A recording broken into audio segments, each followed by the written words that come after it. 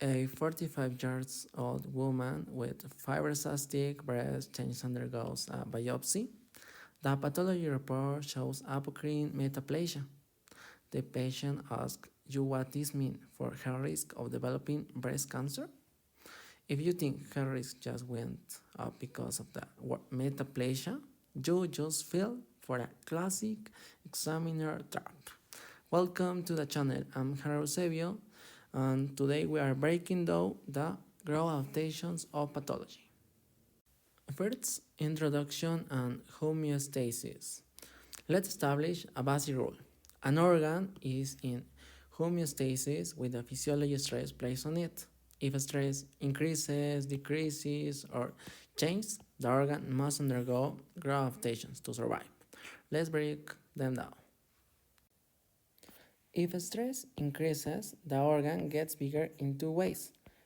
First, hypertrophy, an increase in the size of existing cells.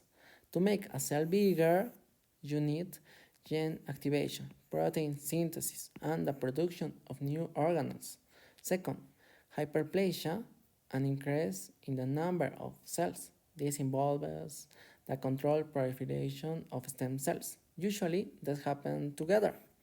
The classic example is the uterus during pregnancy, where smooth muscle undergoes both hyperplasia and hypertrophy.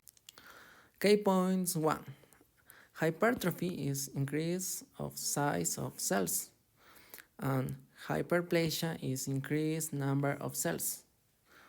Let's test this with an Ankin card. Permanent tissues undergo hypertrophy, hyperplasia, or both. The answer is hypertrophy only. Why? Because cardiac muscle, skeletal muscle, and nerve do not have stem cells. They cannot divide. Also remember, pathology hyperplasia can progress to cancer, except this is high yield. Benign prostatic hyperplasia, BPH, it does not carry an increased risk for prostate cancer. Next is atrophy, decrease in tissue mass due to decrease in size or number of cells.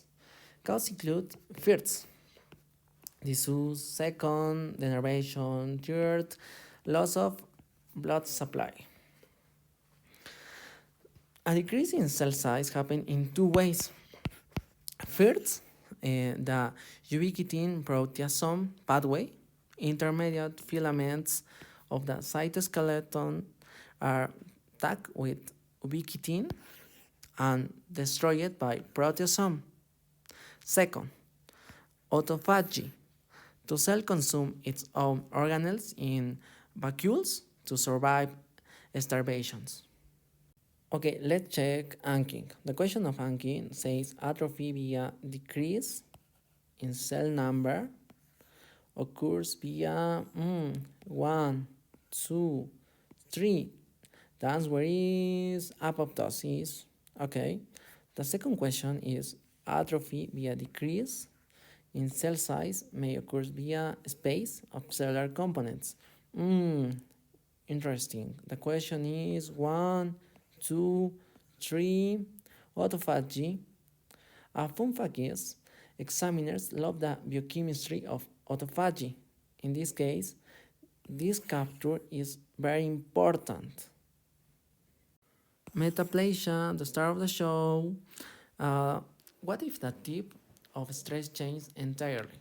The organ responds with metaplasia, replacements of one cell type by another via reprogramming of stem cells. Two classic irritants. Number 1, repeat gastric acid causes the stratific squamous epithelium of the lower esophagus to be replaced with columnar epithelium with global cells. Exactly. Okay, this is buried esophagus.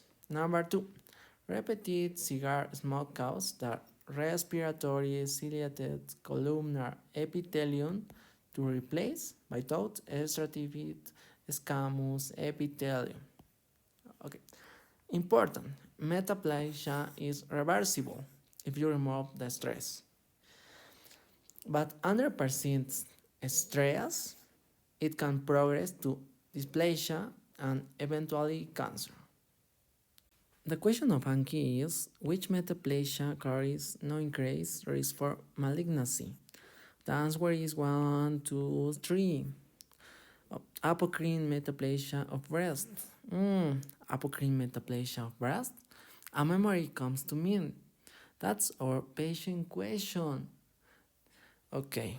The patient asked metaplasia cancer, but no risk because it's reversible.